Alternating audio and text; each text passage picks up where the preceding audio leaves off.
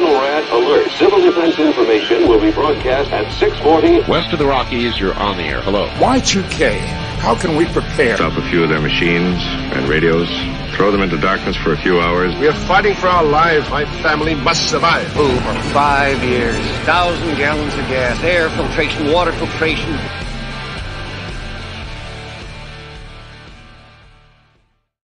Coming at you from the frozen tundra that is East Central Alberta, Canada, streaming live on YouTube, Facebook, Twitter, Twitch, Rumble, and Odyssey.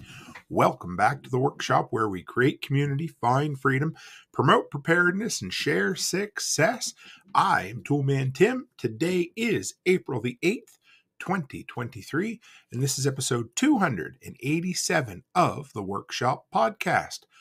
How is everyone out there this evening? It's going to be a good one. I got a bunch of community feedback put together for everyone, but in about 15 minutes, we are going to attempt to open the phone lines. The last two times I have been pleasantly surprised by how many people have decided they wanted to join our merry band of delinquents in here and come on live. So I have decided to we are going to run a 10-minute timer in the corner, just so it's fair. I always say 10 minutes, but I'm going to hold everyone to 10 minutes on your call. But you're going to be open to discuss basically anything you want, any question you want to ask, or anything you want to share. And I've already got somebody in the background, and it's going to be a good one. Absolutely know it will be. So let's get the announcements out of the way. And maybe we'll just open the damn phone lines right away. It's always fun. So here we are, guys. First off, the Telegram group. I will never, ever, ever stop boasting about how incredible our band of delinquents is over there. It's just great. We just topped out over 200, but it's still small enough that, if you don't pop in for a day or two, it's not that big of a deal to get caught up on it. But what I love about it is it's the place to go to share struggles, failures, successes, all of the above. And that's what I love. It's just an information exchange. The last few days, we have had Noster, which I'm just learning myself. It's I don't want to call it anything because I'll call it something wrong if I do, but it's a blockchain technology social media that we're going to talk about tomorrow night. But Brian and Josh and a few others have been helping everyone over there get set up. It's just great. I love it. Anarchy at its finest. So anyway, the link is in the description. Grab it, join it. Seems like every single episode I mention it, and every single episode somebody comes on, joins, and says, well, I'm new to this whole Telegram thing, but I'm happy to be here. So anyway, do that if you can, if you will. Hey, we got Nate Lemaster in here stuffing Easter eggs. Oh, for the girls, I won't say it too loud. Byron, he's in here. Civil Defense Canada, the Martinson family. All great to have you. This evening, next is the Patch of the Month Club, patchofthemonth.co.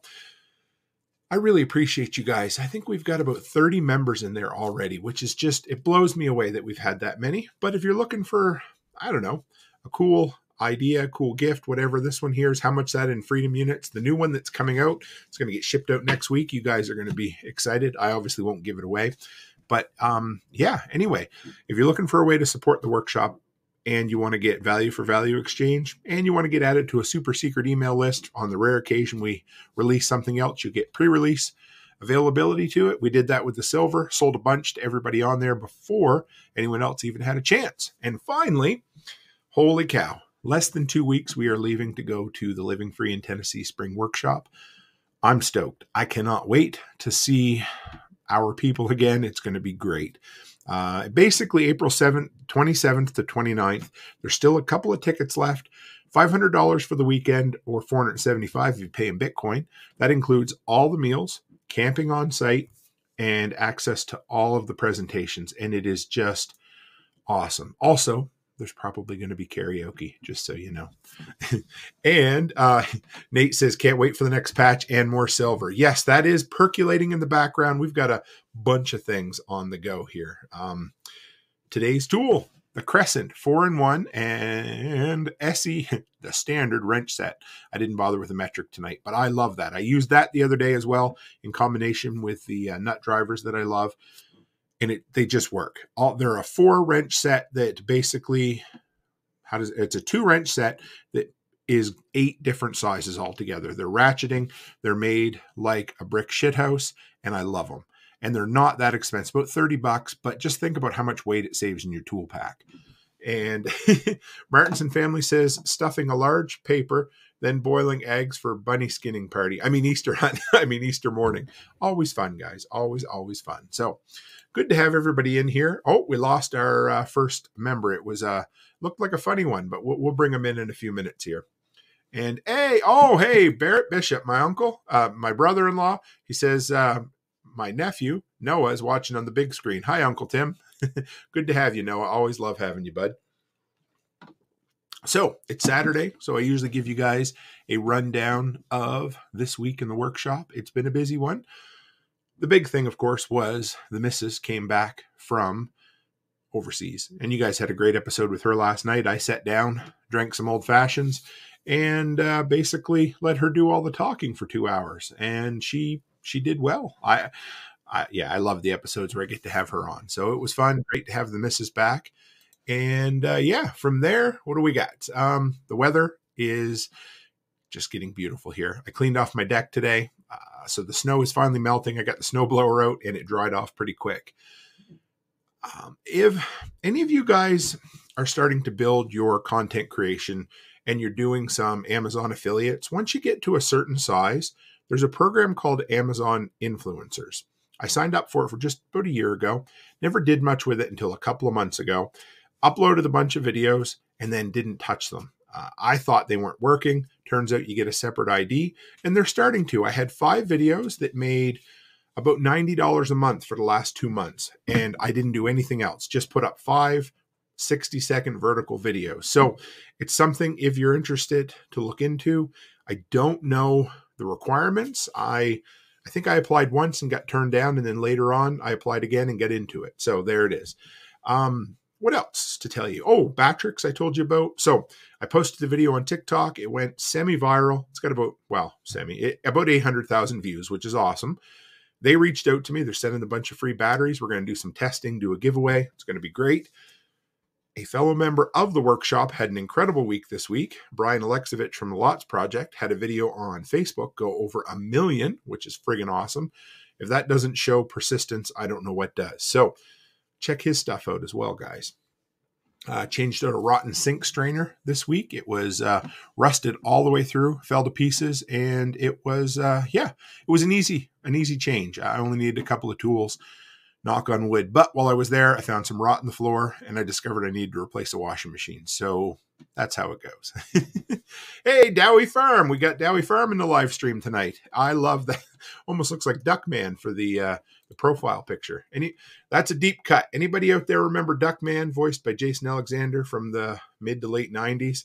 Kind of like a crasser version of Howard the Duck, if that's possible. But anyway, I did quite a bit of work today and yesterday on polishing up my Living Free in Tennessee presentation. Super nice, super excited. And I can't wait. It's going to be a burner. You know what, guys? Let's slide into our first caller this evening. And I got all kinds of notes here. So if we end up having a segment where we don't have somebody come on, I'll cover it. If not, we'll do it all in another episode. So with that, who do we have here? Noster Dumbass. That is just the greatest name ever. So can you hear me out there? Paperboy? Hey, Paperboy, how you doing? Hey, what's up, Tim? This is absolutely awesome. I figured I'd pop in and say, hey, quick, I'm sitting here in the dark. I'm about to hit the road and grab a few adult beverages on the way home, but figured I'd pop in and say, hey, before I listen into the rest of your show. Well, I appreciate it. I think it's the first time you've been on in a long time, hasn't it? It's been a while, dude.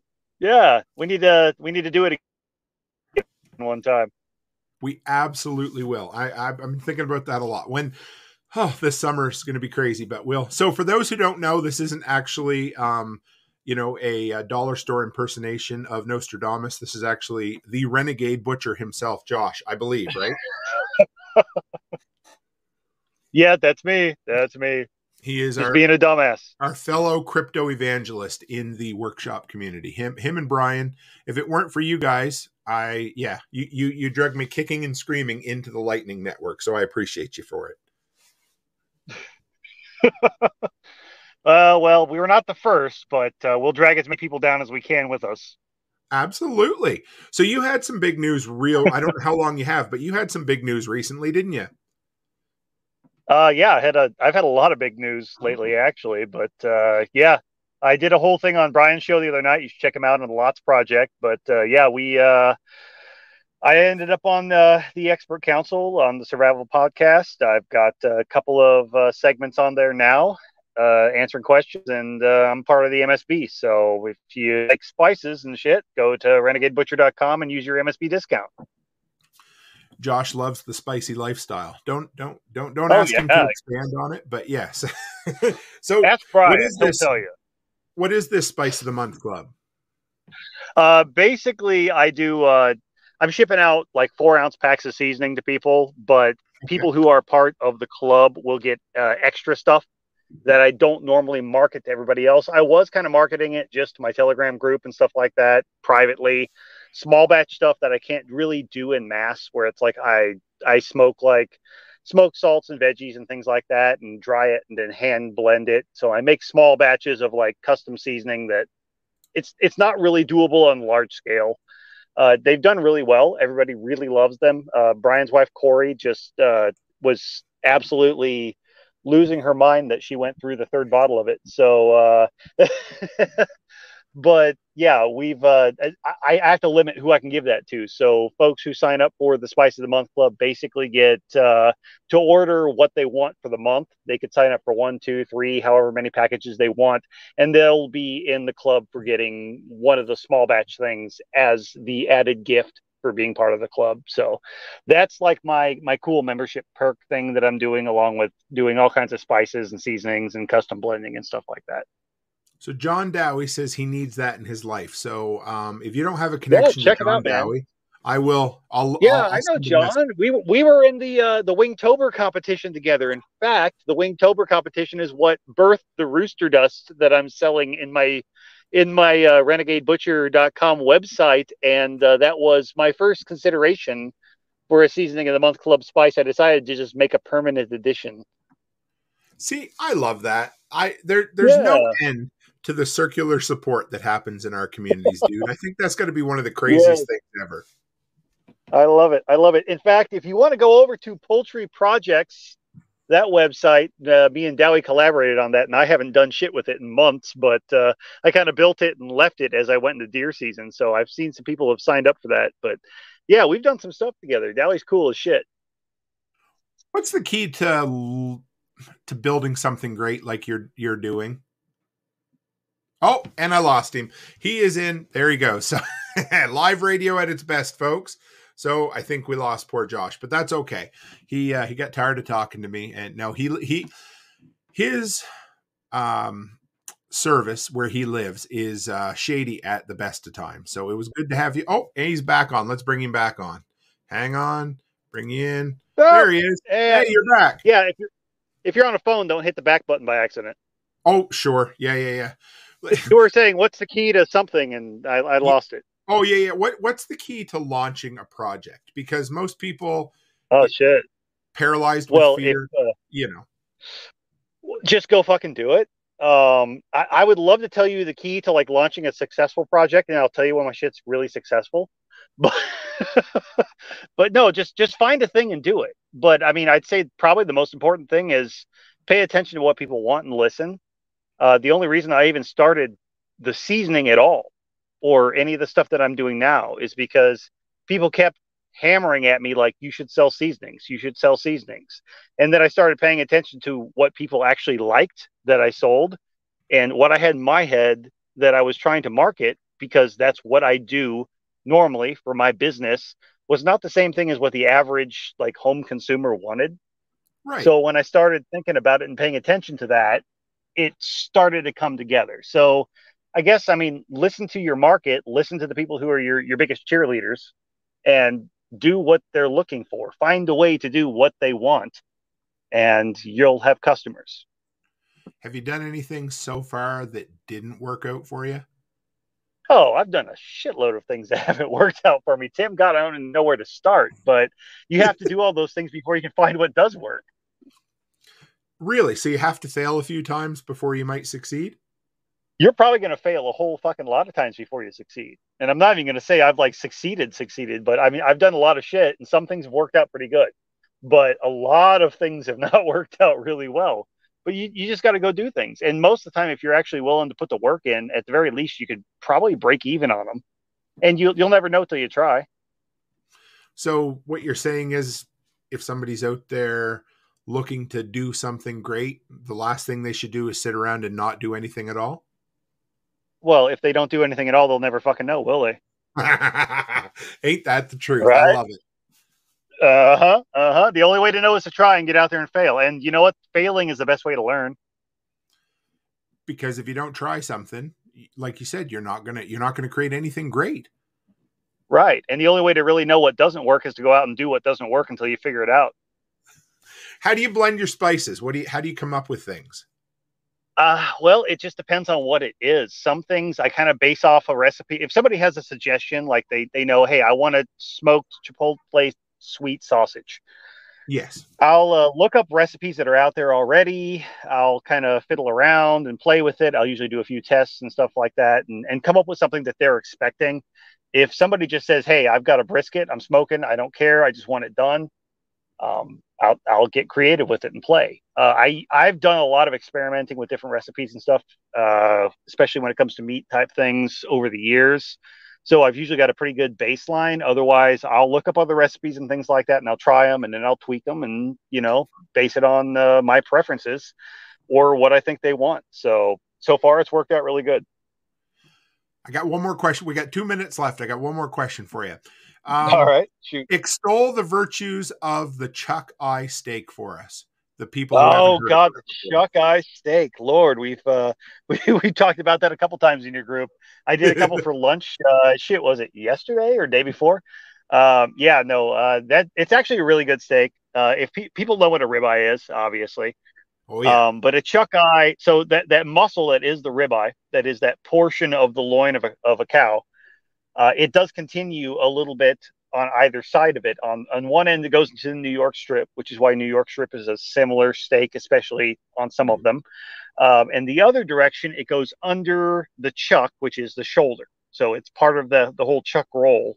So when you get a chuck steak and you look at it and you go, wow, that kind of looks like a ribeye down there on the bottom underneath that bone that goes through it. Yeah, it's because that is the same muscle. It's not every chuck steak, but you'll tell the ones that are. You can see that eye in the bottom of it. So that when they cut that out, there's usually only about 4 of them that are about 1.5 inches thick per beef, 2 on each side, and it's exactly the same muscle. You lose the fat cap that runs across the top because it goes under the shoulder, but it is basically the same thing as a ribeye. I think it's a little bit more tender. Maybe it's in my head, but what I can tell you is if you're buying it retail off the shelf, it's usually about half the price. I bought some the other day for $8.99. It's usually like $6, $7.99. Oh, and slather it in butter while you're letting it rest. Oh yeah.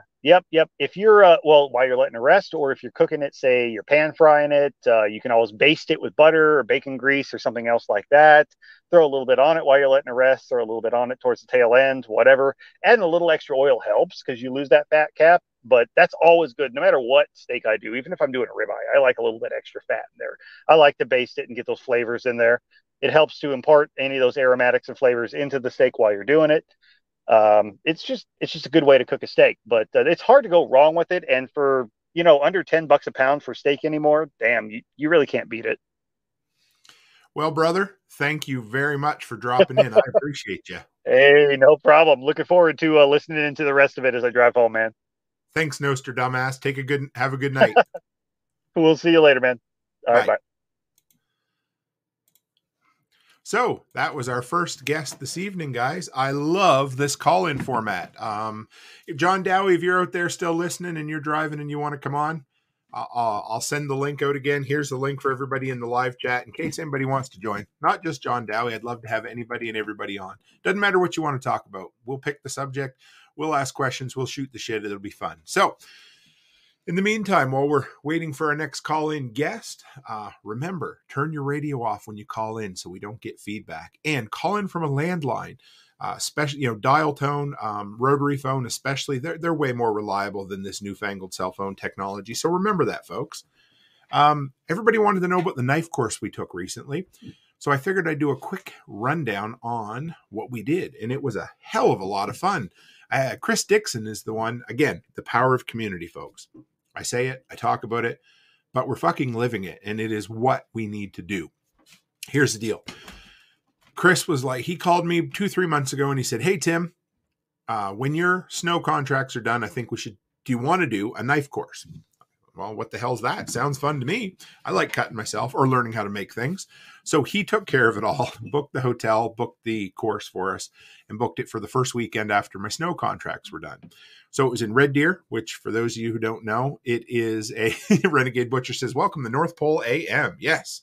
Coast to coast to coast, up and over the North Pole, covering all 25 time zones. Anyway, so from there, we went to Red Deer last weekend, which is considered a city, and it's exactly between Edmonton and Calgary, two places that most Americans have heard of. Anyhow, it was a lot of fun. It was out in an industrial park. The guy just has an industrial bay with all his gear set up. It's $300 a head. He told me he did well over 1,000 knives last year, which is incredible. I think it's the company's Twisted Steel Blacksmithing out of Red Deer. So if anybody's listening from Alberta, go and do it.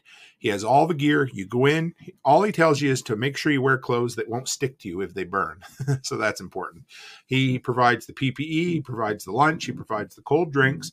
He just wants you to come with an open mind and a rough idea of what kind of knife you want. When you get there, they lay out about 50 cardboard cutouts of all these different knife designs that you might want to do. You pick one, you pick the scrap metal, the good metal, whatever you want to make it out of. And then they let you loose with the plasma cutter. You cut it out. They give you a grinder, a nice big grinder everybody's set up at to clean off all the slag. From there, they get the forge up and running. They heat it 3 or 4 times, heat treat it, then you oil quench it. Then they let it slowly cool down in a toaster oven for an hour and a half to finish the temper. You pick out the wood, you pick out the pins that you want to put in it. And when you are done, guys, I put out a TikTok video today, but in 8 hours, you go from scrap metal to an heirloom, something that you're going to be able to hand down to your grandchildren when you don't need the knife anymore. So it was a blast. I learned a lot. Chris went because he really wanted to learn some stuff, to up his forging game. He went home this weekend and built himself a custom knife as well. They also let him use the big power hammer, did some, what would you call it? It was the power hammer, but forge welding. And I'm just like a little kid in a candy store asking all kinds of questions, but I left a better person. And when I was talking to the gentleman that runs the place, he said, you know what it is today? People just don't make anything with their hands anymore. And people are looking for an experience. And that's exactly what this is. So if you're ever wondering, should I go to one of those one-day knife courses? Yeah, I would say absolutely. And get a bunch of buddies together. A bunch of ladies, a bunch of guys, whatever, family. For us, it was Chris, his 3 sons, and me and my son, Mac. And it was worth it. We went down the night before to a hotel, maybe or maybe not drank too much bourbon, and had a great time. So yeah, it was worth it, guys. There's a 1-minute video on TikTok and all the platforms that just does a quick overview of everything we did. I'll probably put together a longer cut of that video eventually just to show you, but it was a hell of a time. So yeah, if you're thinking about it, give it a go and yeah, try it out. So remember, phone lines are open, guys. You don't have to come on if you're nervous and don't want to show your face. You can just click audio only. All you have to do, click the StreamYard invite link that's in the YouTube comments, then put in your name and click join the live stream, and I will bring you on. So from that, guys, it was something we haven't gone back and looked at for a while. And I'm just going to throw up the invite link again there in the chat for everyone. And if you're on the Facebook chat, you can click that link as well. Something we haven't talked about in a little while is Fountain. fountain.fm, and I love that platform, and I get almost half of all of my audio downloads come from that platform. And what's great is it's a value for value where you can both tip content creators with sats, which are, little tiny pieces of Bitcoin, or better than that, what I really like is the boostograms. And it is one of the first places that offered direct creator consumer interaction on the podcast end of things. So I wanted to share some of the best boostograms I got this last month. So here's a couple of things, guys. I don't know if I say often enough how much I appreciate everyone out there and when you share all of my shit for me. Okay. So if you're ever thinking, I wonder, should I share it? The answer is absolutely yes. But so boostograms are friggin' awesome. I love it because it just lets me know, hey, somebody's out there. They're more than just a number or a download on a sheet.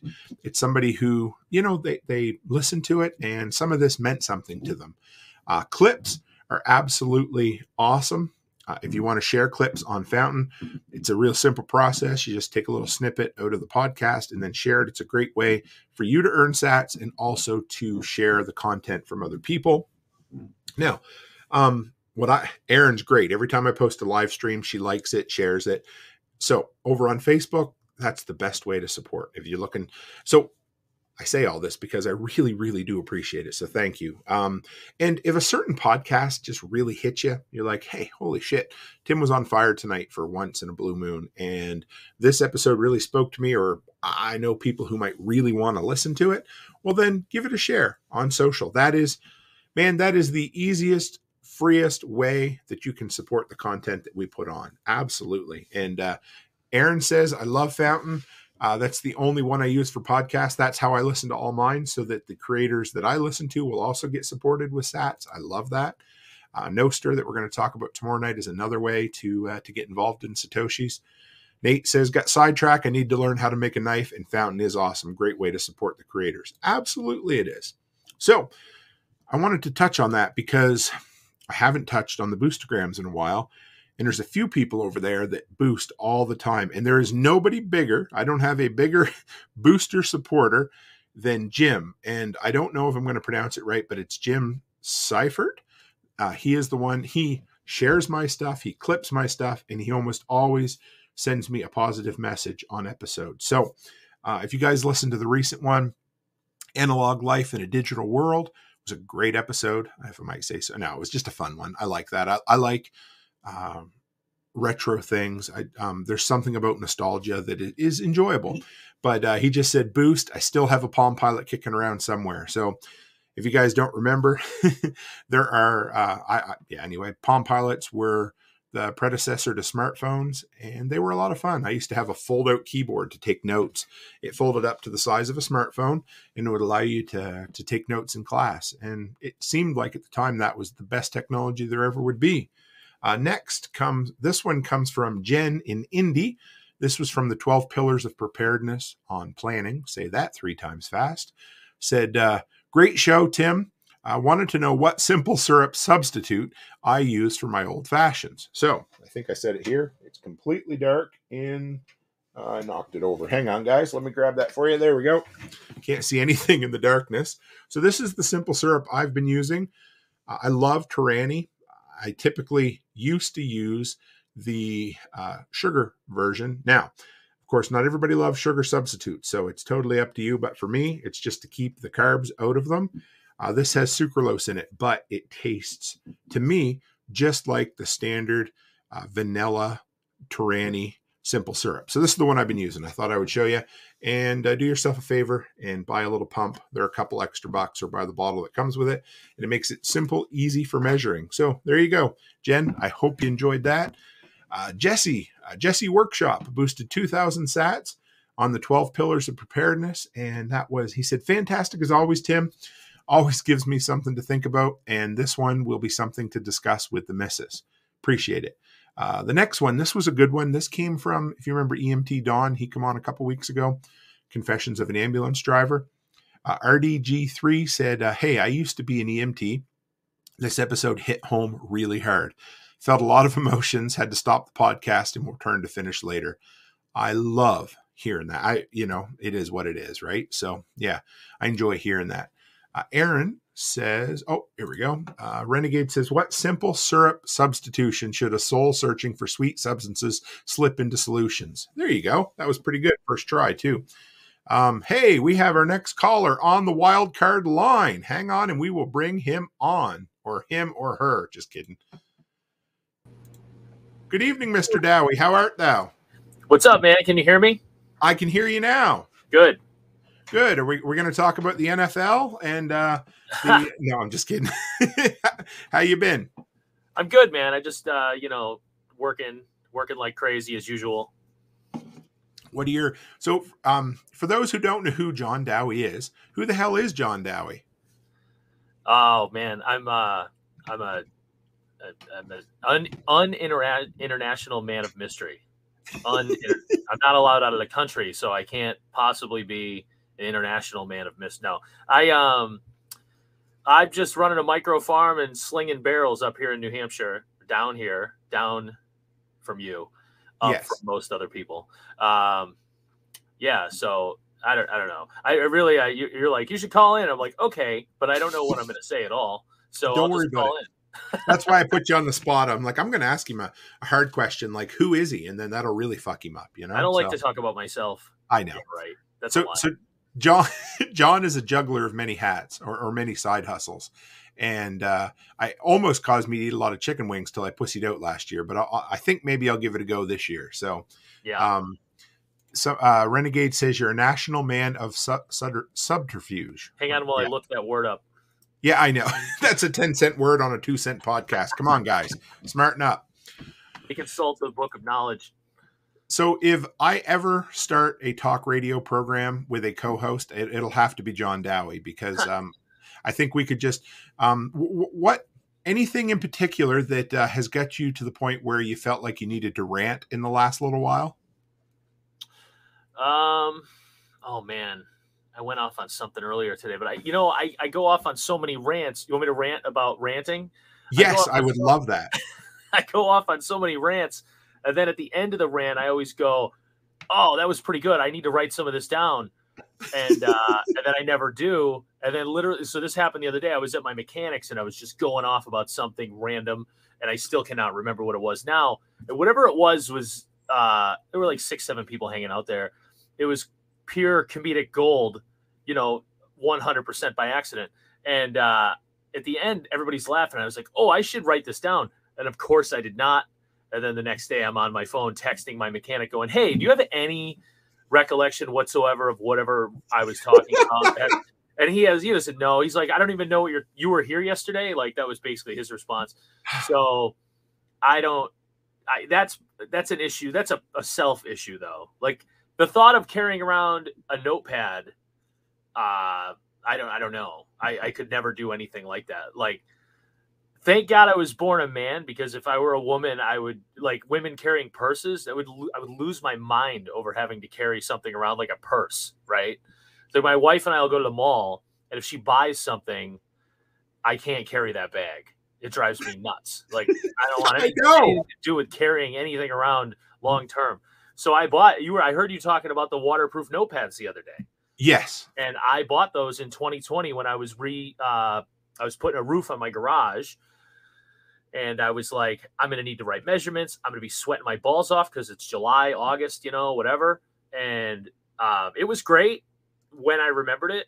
But I just am never going to – I can't remember what I said. When am I going to remember to carry some shit around?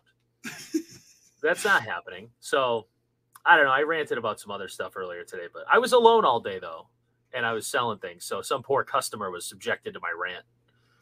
Do you save the same rant for each customer, or do you have a new one for each one as they come in? Do you think? I admittedly will try out something on multiple people. Yes, which me too. Probably makes me a sociopath. No, I don't think so. I mean, how is that any different from a stand-up comedian who continuously tries out jokes to see how the material works? That's the hidden goal. Right. Yeah, absolutely. I think That's we all I should put want. together a fucking. I've been thinking about that actually. All kidding aside, some sort of anarchist or prepper stand-up comedian thing. I think it would be fucking golden. I believe anyway. So undisclosed information from last TSP workshop, which I didn't see you there.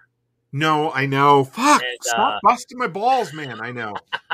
I fucking signed up for that. I wasn't gonna go, and then I was like, I'm gonna go because Tim's gonna go, and that other guy that does the chicken tractor thing, and both of you canceled. I know. What a fucking dickhead I am. I know. But then I turned it into a trip to bring my kid to see my mom, so it was okay. She lives out in West Texas, so it worked out in the end. And actually, honestly, I should have just done that and not done the workshop. I shouldn't say that out loud, but it was the money. It was like I spent way too much money putting myself, because I'm not a sleep outside on the ground guy, because I understand. Neither am I. Yeah, because I'm not a fucking caveman. Yes. So can I swear? Oh fuck yeah. Go for it. Yeah. It's like how I ask after I drop a hard F. So I always get an Airbnb, or I always get a hotel. This year I get an Airbnb, which was the way to go, except for, you'll appreciate this on the workshop. The week before I left town, my shower valve, I had one of those Simmons Temptrol shower valves. I'm sure you're familiar with. Yep. And they make those right near me and whatever, but I've always hated it. I've had it for 13 years since I bought the house. I've always fucking hated it. It never quite gave me any real pressure, which I know isn't always the valve, and it never would really give me hot water. And I had gutted it and replaced all the guts before and all this stuff. Anyway, I finally parted ways with the thing. I was taking cold showers for like 4 days, and I'm not a fan of cold showers. You know, I'm not that manly. So I went and bought some decent Moan, whatever we're calling that. Moan. Yeah, Moan. Like 2 years ago, I bought this faucet, and I never installed it. Well, anyway, the thing finally shit the bed, and I'm leaving for a week. So I can't leave the wife and at the time, like 18-month-old baby or whatever. So with no hot water in the shower. So I took the wall apart behind the fucking shower, because there's a little cove back there. When I do plumbing at my house, I don't just replace the valve. I replumb the whole fucking thing, right? I understand. At this point, I think I'm pulling shit out that I put in 5 years ago and putting new stuff in place of the new stuff. But so I did that. Fine. Everything was great. It took me like 3 days. I swore that I'll never do that to myself again. I will hire a plumber. So then I get on a plane. I fly to Texas. I get my rental car. I stop and get a haircut, kind of treating myself because I don't even get days off. I stopped somewhere, I got a steak. I'm like, this day is fantastic. Checked into my Airbnb. It's on a lake, fucking beautiful area. The drive to it was fantastic. I go in and I look at the shower, because I like this, because my shower at home has always sucked. I like a hot, high pressure shower, Yeah. And hotels always have that. So I go in, I'm like, oh, I wonder what this shower is going to be like. I go in and I see glorious 1960s plumbing, right? No fucking check, or no, what's that called? Mixing valves, none of that bullshit. Just turn the knobs and the water comes straight from the fucking depths of hell with blowing steam out, right? Yep. So I turn the fucking hot water on because I want to know how hot it's going to get, and nothing comes out. Zero. Just dead. So I messaged the Airbnb guy, and he's like, oh, we always have problems with this. And he's like, I'm in Colorado. And I'm like, well, you're in luck, bro. You got the right guy. I'll go down to Home Depot and get the shit to fix this faucet. So I spent the 3 days before I went to Texas fixing a faucet, and I landed in Texas and immediately fixed a faucet. Oh, my God. So I'm expecting my cape anytime in the mail. Did he give you a cut on the price for doing the work, or what? Yeah, he did. I sent him receipts, and he sent me back the money, and then he knocked like a night off or something. I made out. Like he knocked like $50-$60 off or something like that. So that was good. So you messaged me earlier, but you're the barrel king. So what are you doing lately to make more money out of your barrels? So what I do is I take pictures of myself nude in the barrels and I post them on OnlyFans. See, now the problem with that is I would lose money if I did that. That's not what you were Oh, you were referring to something else? I wasn't supposed to disclose that. Oh, hey, no, if you whatever you're into, brother. I mean, maybe it'll get you on the anyway. Yeah. So I don't do that. Although No. I did want to start a Dowie Farm OnlyFans page and just have pictures of fans around the farm. I'm sure I'm not the first person to ever think of this, but I thought it would be great. I never did it, though. Another one on the back burner. As we were talking about on the phone, back burner projects have come to the front. I'm making planters out of half barrels and just 2 2x4s. So I sold planters for this old guy who fucked me over 3 years ago. And so he was building planters. He'd always done this. And then he was buying half cut barrels off me, and we were bartering and all this stuff. And then he kind of screwed me. That's a long story. So I was always like, I can do this and I can probably do this better. Yeah. He made these beautiful looking planters, but he was making them out of like regular 1x4s. And that's no good on an outside project, Yeah. So I got so annoyed with him at one point. I just said, fuck you. I know I've already bought these planters off you, but I'm not going to sell them, even though I've already paid. So I kept them for myself. And a year later, they look like shit 1 year later because they're regular wood. And I'm not going to finish them. But anyway, I don't like selling shitty products. So I was like, these need to be pressure treated. But to build this beautiful planter with a frame, pressure treated wood would be a fortune. So I figured out, well, I didn't figure shit out. I found a YouTube video of a guy who takes 2 2x4s and makes a cross joint. And then, so he cuts 2 36-inch lengths and then you got 1 24-inch left over. And I don't know what the fuck that is in metric, so don't ask. And then he makes a cross joint, and then he connects them with the 24-inch piece. And, then he puts a half barrel on top. Well, I have this massive supply of barrels. And they're all food grade, 60-gallon barrels. And I'm like, this is perfect. So I made a few. I gave 2 to my dad for for his birthday, he's turned 80 last week. And I only used like 3-inch deck screws, the nice tan weatherproof deck screws. Yeah. And I put 4 in each joint. And the ones I set up for him, I set them up as a wicking bed, which is an upsell I'm doing. Ooh. And it's expensive, but it's nice because you'll never water it if you're in a normal climate, so north of Pennsylvania. So, like up here, I've been testing these out for 2 years now. And with the amount of rain we get, me and 2 other customers that were running them never watered them. We filled them up at the beginning of the year, added some fertilizer, never touched them again, and they just produce. Awesome? So it's nice. I'm going to make a video of them at some point because it'll be good advertising too. But anyway, so I'm making these, and they're just a cross joint basically. So I made a couple last week, and then I had, luckily, a pile of billboard tarps, which is something else I sell, fall down on them. And the one was super weak. And I was like, well, that's no good because, like, I have to think about the fact that some dickhead is going to get these planters, put them in their backyard under their eave, and then it's going to fucking fill up with water, right? Yes. And it's going to weigh 210 pounds, okay? And 2 80-pound or 40 or 80, I don't remember now, tarps are on it, and it's weak. So that's not even 210 pounds. So I'm like, I have to redesign. So back to the drawing boards. So now I'm out there with my shitty Ryobi table saw and a nice dado blade, looking at the blade spin towards my head, thinking at any moment this arbor could just let loose and I could just lose my head. Anyway, I did like 16 of them today. Nice. But yeah, and I was talking to you about how I could set up a situation where I wouldn't have to, measure and make a little mark on the wood and follow that mark every time, how I could set a guide up. But I need a bigger table on my table saw to even think about doing that. So that's when I started perusing Facebook Marketplace for table saws, which there's an abundance of here. And I found that weird work thing I sent you.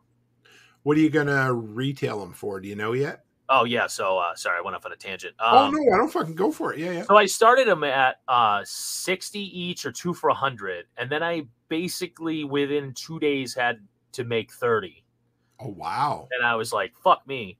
And my garage was a shit show, and I was not prepared for that. So I was like, oh, I'll just whip them out. I'll make a little workspace out on the lawn. And then it was raining all the time. And I was like, all right, I have to clean the garage. So I cleaned up garage. I cleaned up the garage and I cleaned that out. And I don't know, man, every little workstation was a mess. So like I have a Harbor Freight drill press. I got a nice Ryobi chop saw. I did that right back when they were still blue. And I got an okay Ryobi table saw. It's fine. It does the work. It's just not like a beast. It's the low end one from back when they were blue though, before they turned them into that puke green color and they all suck. But so we were 60 each, 2 for $100. I immediately took away the 2 for deal because I was like, no way, And then I raised the price to 75, and then I stopped getting messages. Okay, which is fine. Because I didn't need to take any more orders right away, and I didn't want to take the ad down. So I'm going to go back at 60 and no 2 for deal is what I'm going to do when I'm caught back up.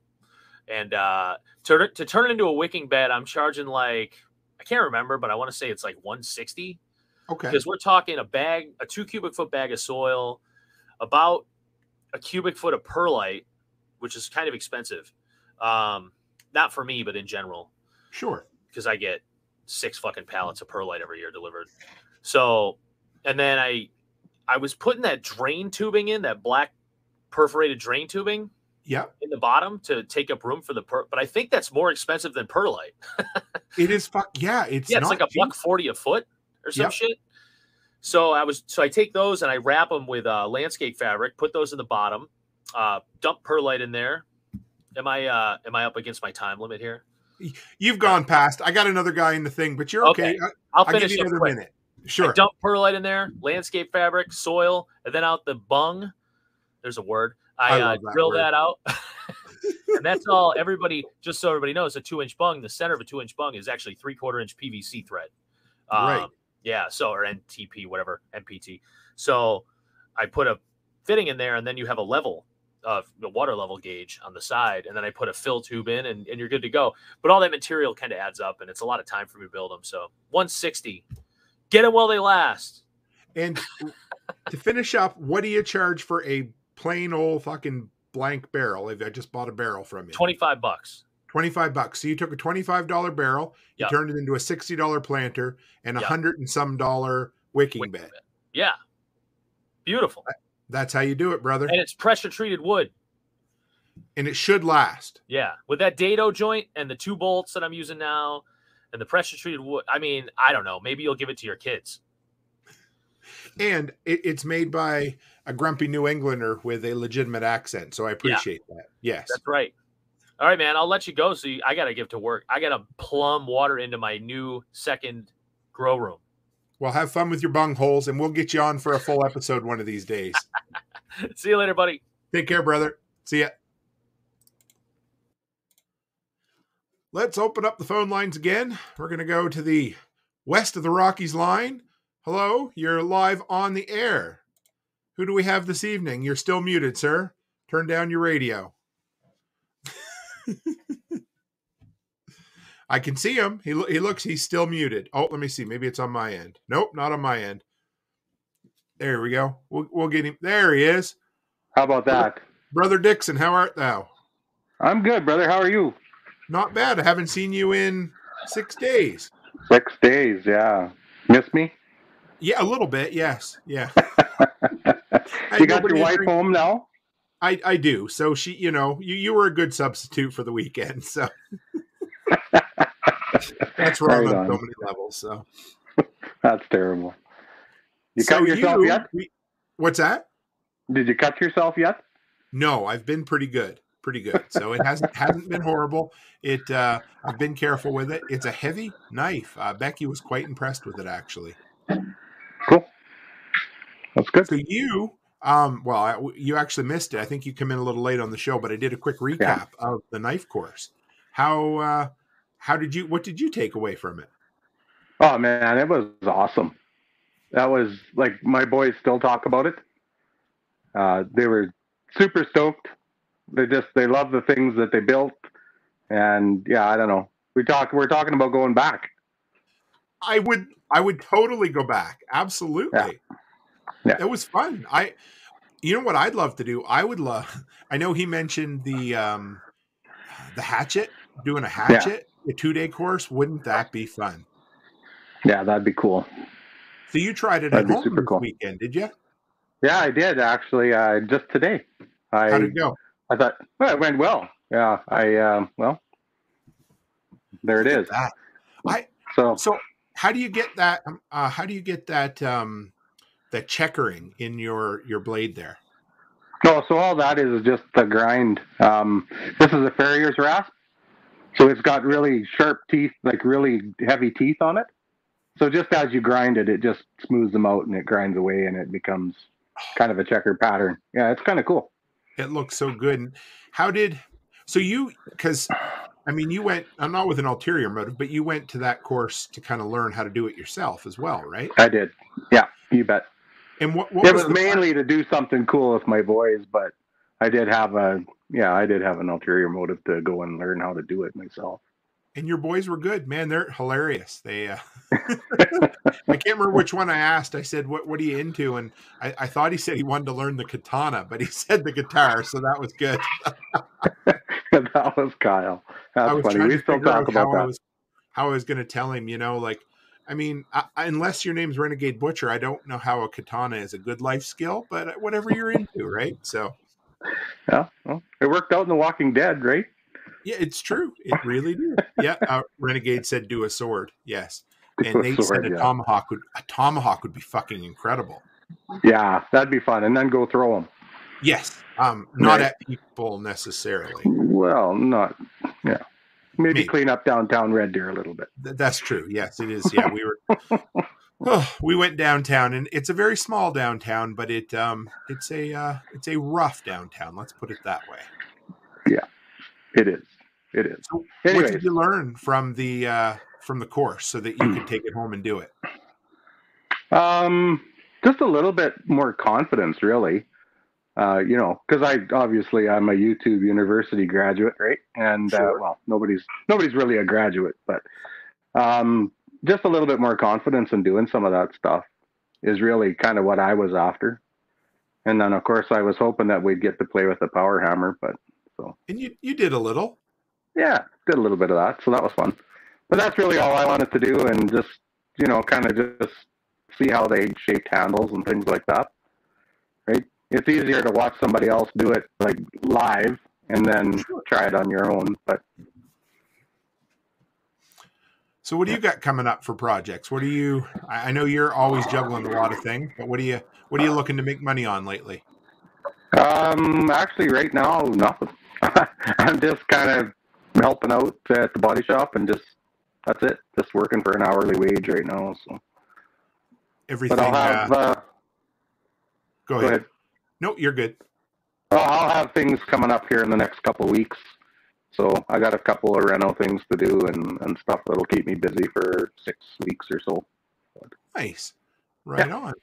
And what are you going to build? What's your next project to build in the forge? In the forge. Well, I'm just blasting out just small stuff right now, like slingshots and rail spike stuff, just to get ready for that trade show at the end of the month. So I guess that's my next big thing that I'm going to try and make money on, is take some of my blacksmith stuff to the trade show. But nice. Yeah. And if somebody wanted to build a small little forge, is it something you can build without buying anything expensive, or do you have to really spend some money to do something decent? No, you can do it for probably about $150 US. Okay. Yeah. You can, and it's just something small. Like, even if you were just trying to build some small little blades and just wanted to heat treat them, yep, you could do that quite easily for under $100, I think. Really? What's the main piece that you'd need? What do you use? Well, I think just the biggest thing that you would need is probably something like KO wool or refractory cement, and you could just do it in a paint can. Okay. Like, because remember that forge? Well, remember the forge that they had there? It wasn't very thick on the outside, but it was lined really, really thick inside. Yeah. I remember how we touched the outside of it after we'd ran it for a while, and it was like just warm. Yeah. Right.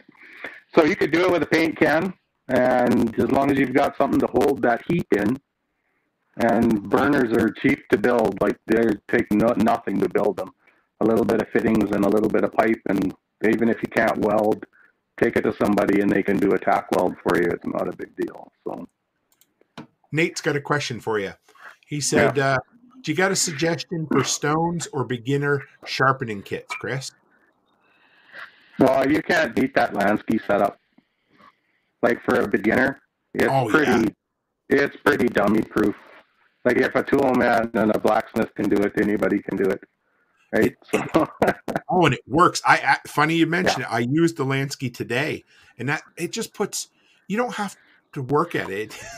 Like you said, it allows a tool man and a blacksmith to be able to do it themselves, you know? Yeah, for sure. Yeah. And it's cheap. Like it's not a super expensive setup either, right? Of course, like everything, it's gone up. I think when I bought it, it was it 40 or 50 Canadian? I think it's now up around maybe 70 or 80, something like that, which is like $4 American. So it really doesn't matter, does it? That's right. You could just take in the bottles and go buy one. So yeah, and it lasts. Mine's been almost 2 years, and the blade, the stones are still 3/4 there. I can see how you would need to buy a replacement stone, especially the fine ones. They tend to grind down a little quicker, but I love them. They work great. Yeah. Renegade says he's seen folks build forges from a few pipes, sand, and a propane torch. He's ever seen anything like that? A few pipes? No, nothing like that. I'm wondering. I mean, you can do it that way because that's how we used to do branding irons and stuff. Like we would just dig a hole in the ground, fill it full of sand, and run a tiger torch in it. And I mean, it got stuff red hot. Like it was smoking hot in there. So did you have it could be done? Air coming in from it? No, just like a weed burner, tiger torch idea. Yeah. As long as you don't bury the head, it's like an atmospheric burner, so it sucks air in behind the fuel or the flame, and that uses that. So just with sand, you got to be careful because if it gets too hot, it turns to glass, right? So, yes, sir. And that's where we were talking about those cheap fire bricks that are just for fireplaces. Yeah, I mean that's what I built my first forge out of, and then I had a nuclear meltdown, and they just kind of all folded in on themselves, and it was a gooey mess. It's terrible. Are you serious? That's crazy. Yeah. Because even on theirs, I noticed right around the edges of their forge, it had turned a little glassy in places. Like I don't think it would ever, because they probably get that some piping hot at times. Oh yeah, especially if they're doing their forge welds, right? When they're doing that Damascus, that layered weld, so they're getting it like super hot. Yeah, and that's also from them running into it with things, right? It breaks that refractory up and gets the sand going again. But when yours had the nuclear meltdown, did you get any of it on you, or was it pretty good? You didn't have no. I just freaked out. I just freaked out and shut it down, and just stood there and watched it kind of melt into itself. It was kind of neat. That's insane. So you just had those. For those who don't know, they're just kind of like a cream-colored fire brick, or some of them are gray now, aren't they? Yeah, but they're only like an inch thick. Like they're 1 inch by 4 by 9, I think, something like that, and they're meant to line the bottom of a fireplace or something like that, right? Right. Like they're not meant for kilns. You're never going to intentionally make it as hot as you would in a forge, right? So. Right. Yeah. Oh, okay. Renegade said it was smaller pipe inside of a much larger one with sand in between and a torch at the back. Oh, okay. Yeah, so same idea, I guess. As, they're kind of insulating that inside pipe with the sand, and then the outside pipe is really just holding everything together. Yeah. Right? Yeah. Because it's really easy. It could definitely be doable. You need a fuel source, you need insulation, and you need oxygen and a way to contain the heat, really. Yeah, that's right. Cool. Yeah, that could work. I don't know that I'd want to try it. It sounds like a pipe bomb to me, but shit happens, So, well, when are we going to get together again, Mr. Dixon? Oh, probably not till August, I would think. Yes. I'm going to, so I have one more thing I need to check with the town, and then we're going to make the announcement next week. So it'll be great. Oh, so for all those who are wondering, we are going to have an event here. I just have to make sure I know where we're going to have it. And then you'll get to meet, well, there's actually somebody from down south who wants to come up. And I can't give that away yet, but it's going to be a good time, I think. So nice. Well, I was going to say, even if it doesn't go off, I'm going to come visit you for a few days anyways. So. Absolutely. You're always welcome. Yeah. So, right on, brother. Thanks for dropping in. I always appreciate you. Good night. Have a good night. Well, guys, that's our third live guest, I think, of the evening. That's Mr. Dixon. I hope you guys enjoyed it. Little insight to the mind that is a blacksmith, somebody who plays with molten metal for the hell of it. So I always enjoy it. Chris and I are great buddies. And again, I don't know if I've told, I know I have, but for those who are new or have, because new people come along all the time, Chris took a big chance, not even 2 years ago, maybe a year and a half ago, just messaged me out of the blue. He's like, hey, I'm not crazy. That's a good way to start a conversation, but I am from Alberta and I need to come up your way. And I listened to you and I've heard you talk about the need to create community in person. And he's like, hey, do you want to have coffee? And I'm like, sure. I don't think I'll end up dead in a ditch somewhere. And so he showed up with his wife and we had coffee out in my shop. We freezed our baguettes off and we talked for probably 2 hours. And then he come up and spent a long weekend helping me work here. That's what it's all about, guys. It is hard. It's not an easy thing. Hey, Pipin, good to have you. It is not an easy thing to make real world connections. It is so much easier to make the connections online, virtually, because there's a little less at stake. If somebody doesn't like you, you just unfollow them, right? But in real life, things are ugly. You have to understand that everybody's a little bit different and we all get along great, but it just takes a little bit of time. And so if you're thinking, should I reach out to someone? The answer is yes. Make your real life connections, find your fellow anarchists, find whomever you're looking for and take a risk. And you know what?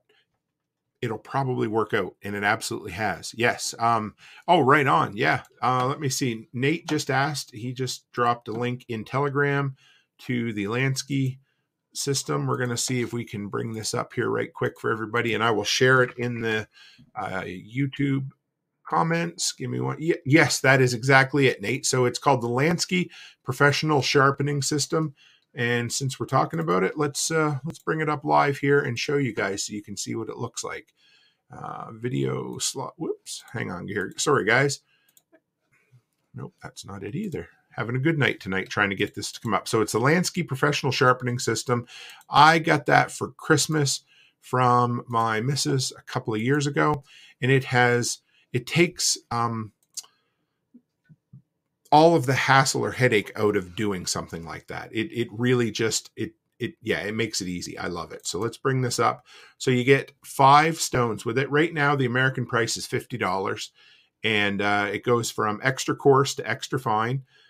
Truth be told, I basically only use the 3 middle ones. So coarse, medium, and fine. So this right here, that is the clamp. Oh, they've made an upgrade. They put 2 thumb nuts on it now instead of a thumb nut and a screw nut. So so use that. You don't need the oil. I don't know why it comes with oil. They say not to use the oil. And if you can see right there, those are like bars. I've done a video. There's a review out there of me talking about it, but it really is the simplest way to get a razor's edge on a knife. So check out the Lansky Professional Sharpening System. If I remember, I'll throw an affiliate link into the notes afterwards. So, so Renegade Butcher says, I've been almost killed by way more people I didn't know than otherwise. Yeah. So reach out and get to know people. In-person community is absolutely the way to go, guys. It is. There's just no other way to do it. And again, what are we prepping for? Because the lone wolf mentality in preparedness is overrated. I don't want to be the guy that has to go it alone. I have a family that I want to look after. And the best way to do that, the best way to have, a well-established economy after or during something that falls apart is by having an actual community built beforehand. And it's tough. It's scary. It's hard. It requires doing a preparedness presentation at your local library, or Letty Lou teaching something on practical preparedness in her local area, or, say Eric Porterhouse hopping in a vehicle and driving from California to Camden, Tennessee to meet everybody there in person, that kind of stuff. Those are the risks it takes, but it pays off every single time. So, yeah, nothing wrong with that. So, I'm going to throw up. Yeah. And, Aaron says in-person community is so important. Even an introvert can do it. Yes, absolutely. And in some ways, introverts, because it means more to them, right? As an extrovert, somebody who will talk to anybody, you'll just talk to them, it doesn't matter. But to an introvert, for them to take that step and to get out and to talk to other people, it's a big thing. And yeah, you know what, Renegade, you are right. Trust is that's really good. Trust is the most valuable currency we have discovered. Once in a while, Renegade Butcher can be really insightful. So we'll give him that one. But that's true. It is. And it is a currency that takes a long time to accumulate and can be lost in an instant. So again, remember, trust is the most valuable currency. I couldn't put it any better. Jake says, yes, absolutely. He agrees. And I believe, which is really cool, that Jake and I are going to meet up in person at an event pretty soon as well. So, sorry about that. That was louder than it was supposed to be. So in-person meetup, Tori, she is going to be at that same event. Prepper Dad Ryan is going to be at the event in Washington as well. So in-person meetups, guys, it's awesome. We're going to do a workshop fireside chat there. It's going to be great. We'll just sit around and shoot the shit. Anybody who likes bourbon, I'm going to bring bourbon with me. And we're just going to have a hell of a time. After everything shuts down, we're going to sit around the fire for as late as you want. And we'll have a hell of a time. So next, I'm going to throw up anybody who wants to come on and join the live stream. You get your 10 minutes of fame. No, I'm just kidding. But yeah, 10 minutes. Come on if you want. But yeah, that's it. Community. There's a reason I'm going to like 7 events this summer, because that's how we build our community. If you want a place to, that you need to crash somewhere, or say you're traveling through and you're like, hey, I just need somewhere to stay on somebody's property while I'm bugging out to go somewhere else. Well, guess what? People are going to be way more inclined to do that sort of thing if you've actually met in real life and done real shit with real people. And also then they know you're not a Fed, right? So there's that. But yeah. So, all right. What do we got next for you guys? I grabbed a Stranger Than Fiction article. So if Letty Lou's listening to this, I always thank Letty for coming up with the title name for that, because what that is where we grab articles from the internet that I've read that are, what's the word for it? Not doom and gloom, just preparedness related stories that I want to cover as a community. We discuss them. We have fun with them. I always enjoy it. So give me a second here. You guys I think you're going to like this one quite a bit. Here we are. Give me one sec. We got it up there. We're going to bring it up and share. And in the meantime, like I said, I threw up the StreamYard link. If somebody wants to get in the queue, as soon as I finish this article, you can pop on live and have your 10 minutes to discuss whatever you would like. So let's share. That's not big enough. We'll do this one. There we go. So this article, Stranger Than Fiction. It isn't stranger than fiction, but it's rather interesting. So let's go with this. There we are. Canada's new wireless player is going to use blockchain technology, and it wants locals to help run its network. When I saw this, I thought this is right up our alley. Now, of course, big tech getting involved in it, who knows what's going to happen, but it's a pretty interesting concept that I thought I'd like to get your thoughts on. So the CEO, Samer Bichet, hopes Carrier One will change telecom industry like Uber changed the taxi industry. Well, that's like any startup. They always say, hey, we'd love to be the next Airbnb. Well, at one time they did anyway, until some of the negative press with Airbnb. But here it is. Now, for you guys that don't know, we pay through the nose for telecom, for internet, for cell phone up here in Canada, and it's absolutely foolish. So the story goes, some Canadians may be able to pay as low as $9 a month soon. Carrier One's decentralized network uses blockchain technology to connect to 5G or 4G LTE networks depending on availability. The network is user-owned, and it's going to act as a mobile independent network operator, a MINO. Operators will create hotspots to spread connectivity across Canada through the use of gateways, professional radio equipment, and nodes purchased from the company. So there's that. I would love to see this sort of thing done open source. Probably not going to happen. Andy, if you happen to be listening to this episode, I'd love to get, down the road, send me some feedback on what you think of this, because it's an interesting concept. So here it is. Crypto's involved too. Operators will receive utility tokens depending on how often their hotspots are used, which will reduce their wireless costs. Crypto tokens will be one way the company pays its operators. Again, that's pretty standard for just about any startup right now. Through the use of the blockchain technology in its decentralized nature, outages will be a thing of the past. Maybe not a thing of the past, but yeah, I know. So Chris Dixon says open source in Kanakistan, not likely. You're right. Nate says Bitcoin or bust. Yes. So, okay, we're going to talk about that a little bit. So first off, you guys throw it in there. What do you think about the company offering their own tokens? I'm not a huge fan of startups offering tokens based. I mean, you have an incentive to earn, but I don't love that idea simply because it doesn't take long for something to turn into a library coin and go from being worth $1 something a coin to being worth 0.1 cent of a coin. Doesn't take very long. And then all of a sudden, hey, yeah, I might have 840 decentralized telecom coins, but they're not worth anything. Or it's a really rare, or not rare, but a really unknown coin that's really hard to convert into something else. So hopefully they will offer kickbacks in cash or something as well. But I do love this idea. Now, I have to say, it does remind me a little bit.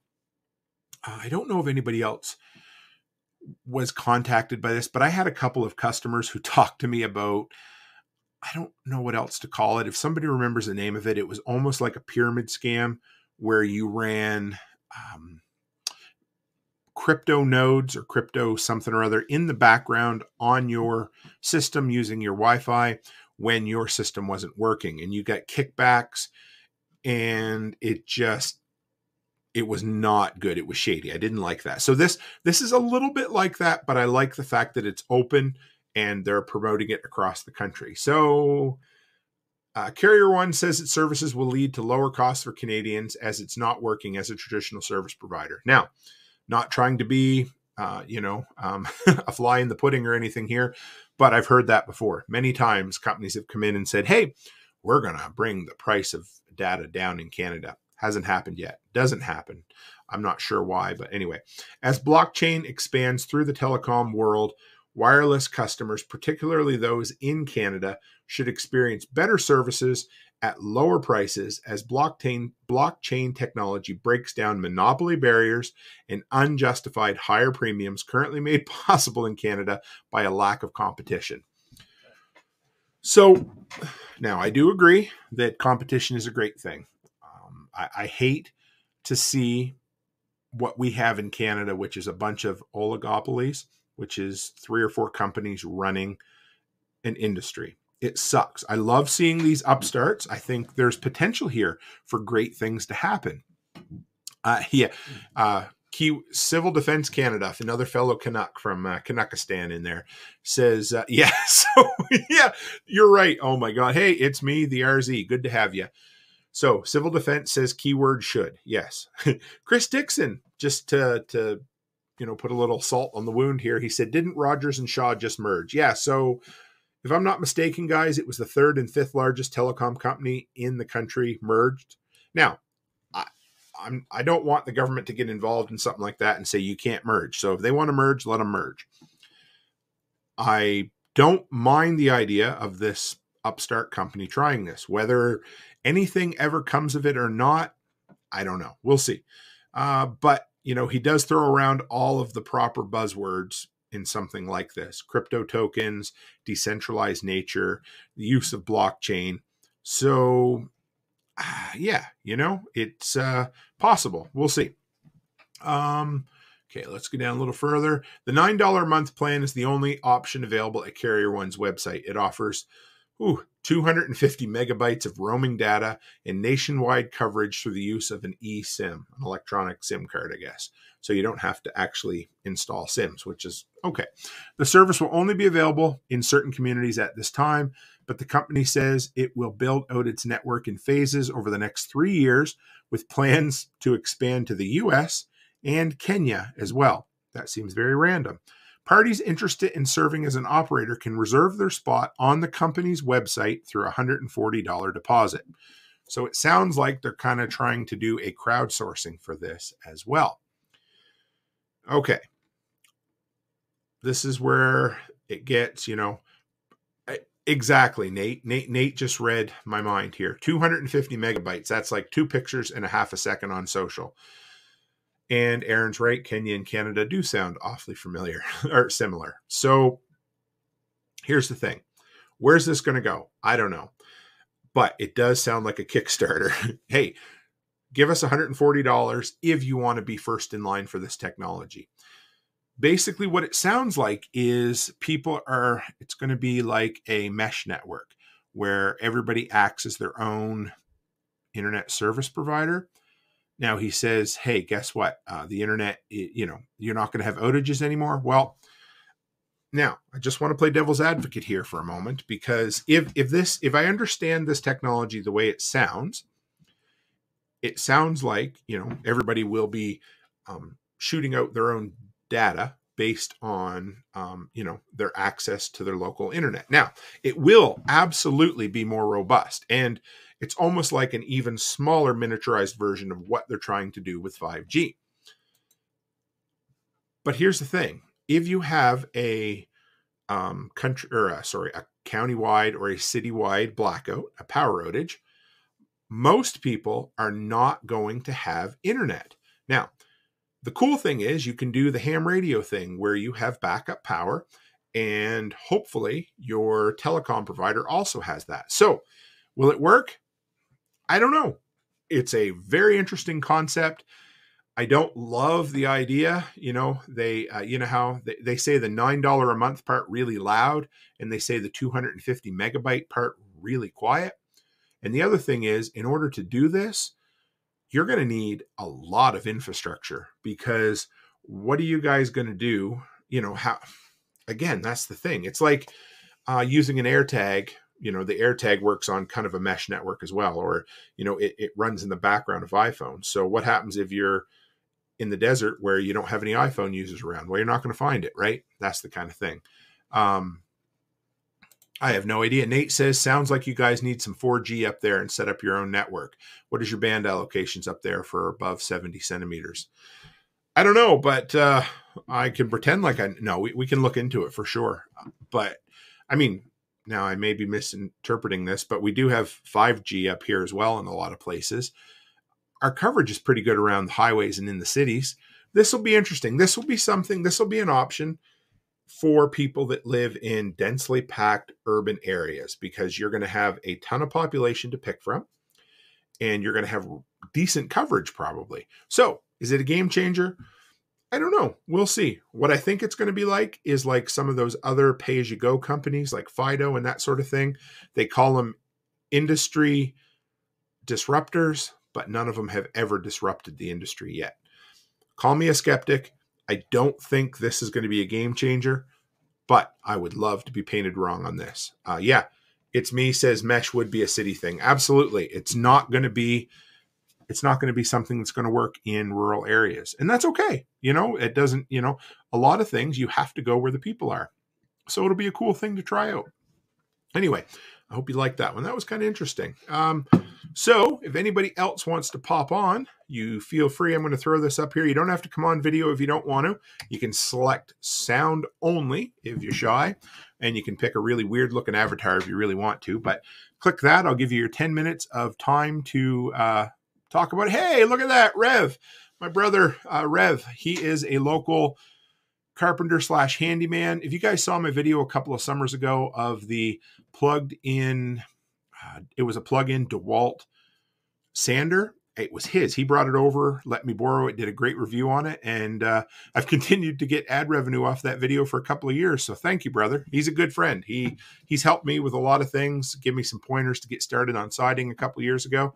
And I am excellent, Rev. Good to see you, brother. I love seeing people pop in on these live streams. Chris Dixon says, my shop is 12 miles west of town on a hill with a line of sight on the cell tower, and I still bounce off the one 5 miles north. Yeah, I don't know. It's weird, hey? When I was a kid, before they brought in digital cell phones, you would be down by the water and you could pick up a cell tower 40 miles across the ocean or 40 miles across the bay in St. John, New Brunswick, better than you could pick up a tower 2 miles away in Digby where I lived. So, yeah, strange. I'm going to bring up, I've got another Stranger Than Fiction story that I wanted to share with you guys right quick. This is a short one. If you guys have been following it, also a preparedness related story that I thought would be a fun one. Well, not fun per se, but they had a massive, again, I say massive, a pretty big storm, ice storm in Quebec recently. Now, it reminded me of in the past, I think it was in 1998, they had a massive ice storm in Quebec. And for those of you who don't know, Quebec is the French province on the other side of Canada. They had something like 3 freezing rainstorms in a week in January. It was bad. Main transmission lines, everything were down.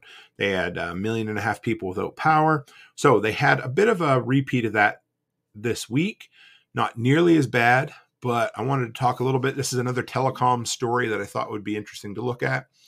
Says, where are we here? Canadian telecom companies say networks hit by power outages from ice storm. No shit. Yeah, we know that, right? So Canadian telecom companies said on Thursday their services in the southeastern part of the country were impacted due to widespread power outages caused by a storm. So again, this is something we all know, but when the power goes out, a lot of times telecommunications go down as well. Now, one thing I found in my local town is my local telecom provider does have backup power, at least for a while. So if you're the only one that has power in your house, or you have a UPS uninterruptible power supply to your Wi-Fi router, then you can use that and do it. But most places didn't. So TELUS and Rogers and Bell, those are the 3 big ones, were all affected after freezing rain and strong winds knocked out power for more than 1 million people in Canada's 2 most populous provinces, Ontario and Quebec. Here's a picture here for those on the audio. I thought this was kind of interesting. They have these little mobile generators. I'm guessing they're diesel, that they'll just pull up and power the cell towers with from a little TELUS SUV. I thought that was pretty ingenious, and it would probably get them around to where they want. So that's kind of what they do. They said, now, these are the things to remember. This is the stuff that we see happen when power outages happen. They said, although our sites are being powered by generators, network congestion may be present in some areas as households are switching to the wireless network for connectivity. Again, remember, most people don't realize at home that they maybe can access their Wi-Fi if the power's out, if they have some power. So what are they going to do? They're going to rely on their cell phones, which is going to put an even tighter squeeze on the cell towers. So you may not be able to make phone calls, or if you can, they might be sporadic. Your data is going to be really, really slow because, again, there's only so much room in that pipeline for people to go through. Nate says, is that an electric Explorer? I don't know. And it's hard to see. The picture's a little bit blurry. And then they said, for regular updates, please visit telus.com/outages. I'm thinking, well, if you don't, if you have really slow internet, you might not be able to. So that one was from TELUS. This one here is from Bell. On Twitter, customers in Montreal, Ottawa, they're experiencing wireless. Here's the other one. And landline outages due to yesterday's ice storm.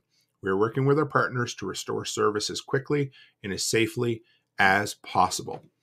Again, remember, it used to be that you could count on a landline if the power went out because they ran on a completely different system. But most landlines today are basically neutered. They run off the internet system, and if the power's out, they're no good. So remember that you may not be able to get home phone service if the power goes out nowadays. And that used to be a great prepper tip over the years. Always keep a home phone, but they're not anymore. Most has gone fully digital instead of the old analog style. It's RZ said, even with a city, mesh could be a security concern without something to tighten things up. It's a possibility for sure. Nate says, pro tip. Yes, this is great. Send text messages, not phone calls. Less data goes faster. And if there's less room for something to get together or to get through, it's much easier for a small text message to go through than it is for a full phone call to go through. So something like that. Bell says, we are working with our partners. Yeah, blah, blah, blah. Just standard bureaucratic and big business bullshit.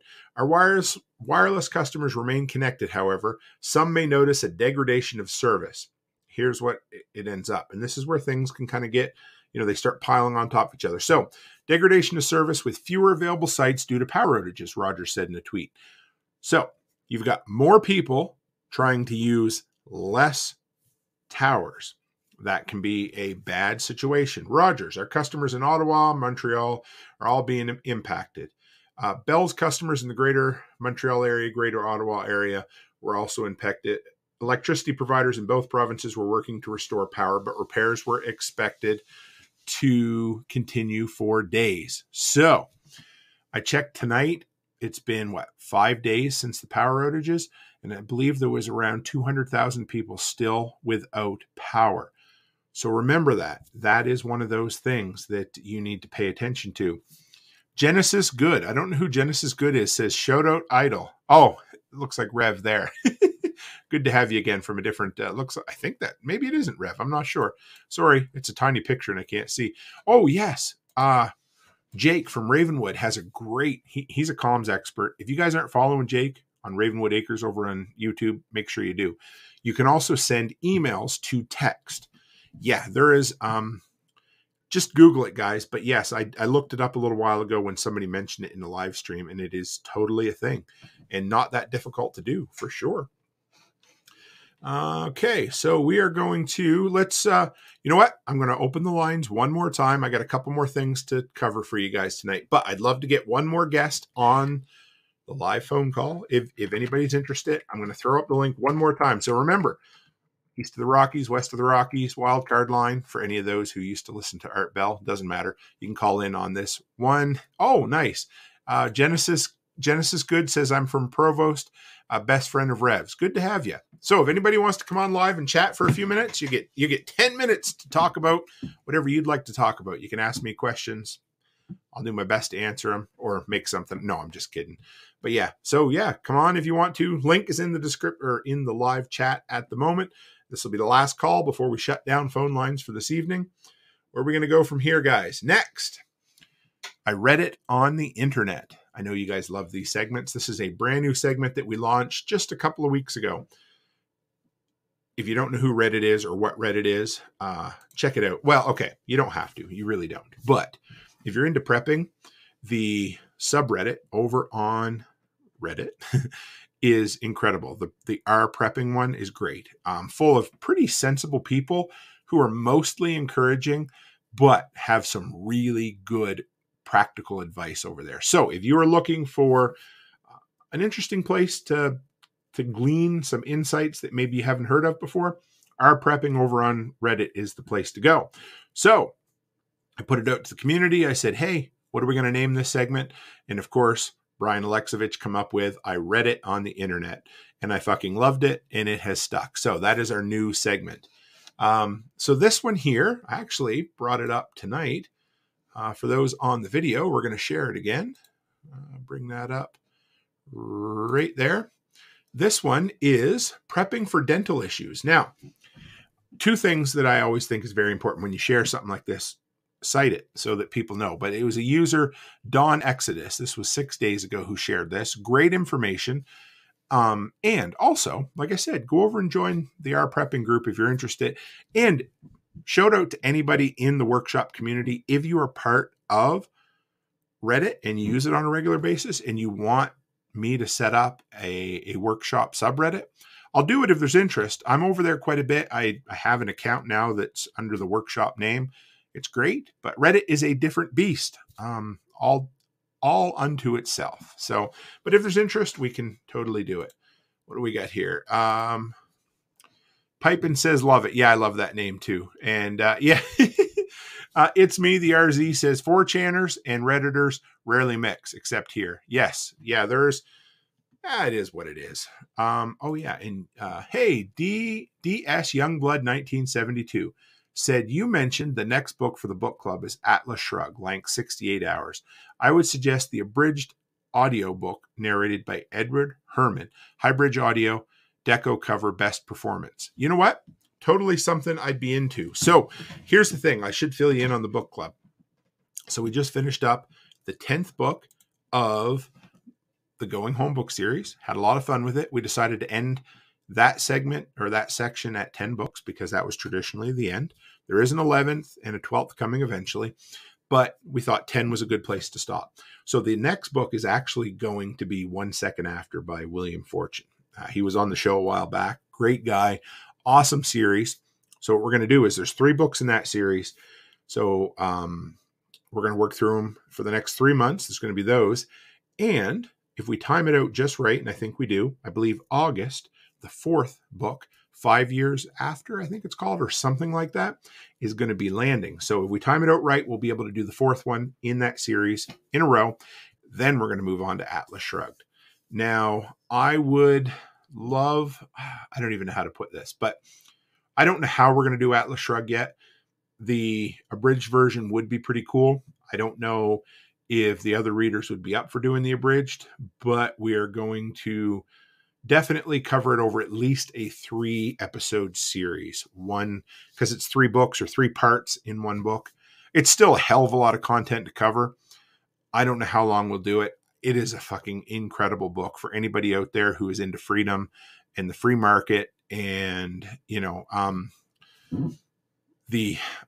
where to go with this, guys. It's incredible. But the whole, you know, the concept behind it is, you know, a human's worth is in their ideas and their drive for doing things. And all you need is personal, the internal motivation to do great things. And it's awesome. So for what it's worth, read it if you're interested. We are going to cover it eventually. And you know what? I may be totally into it. May be something we have to do, right? So yeah.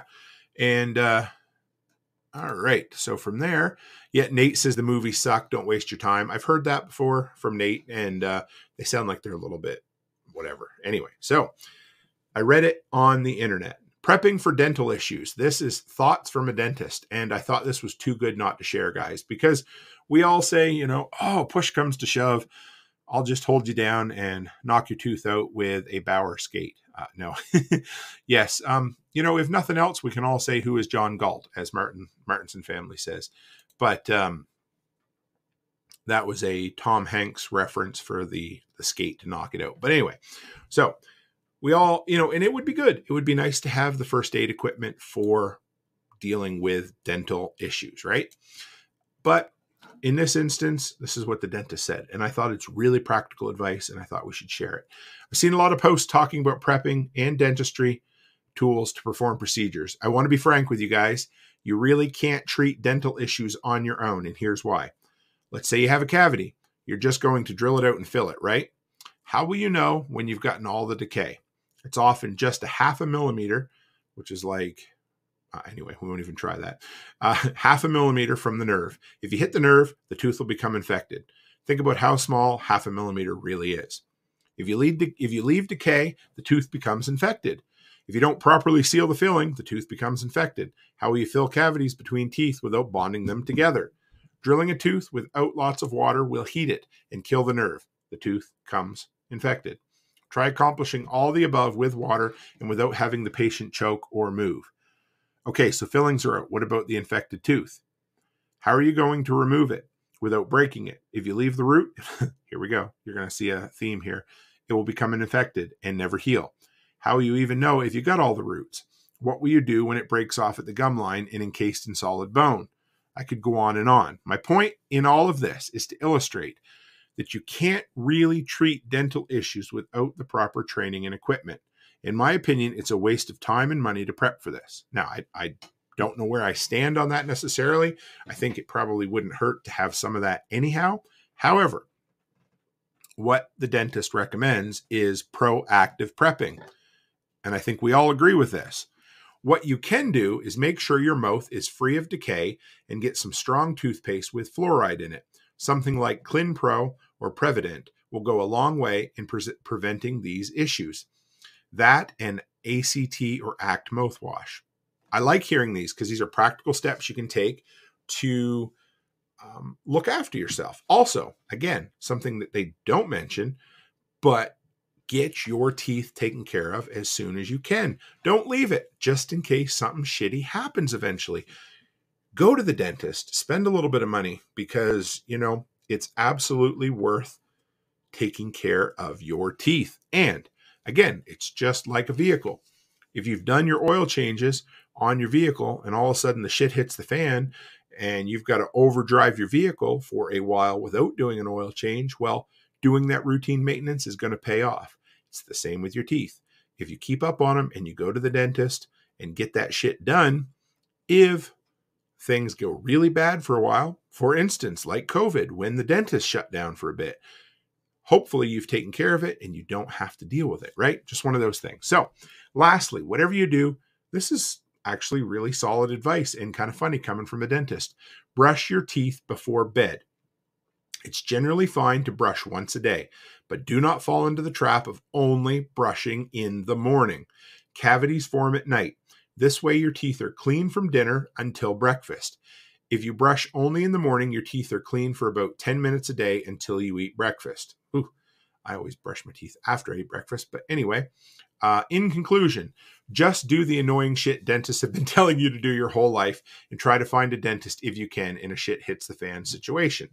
I thought that's pretty practical advice from a dentist because, a lot of times they're not even willing to tell you simple things like that. They all say, floss every day, brush your teeth 2 or 3 times a day.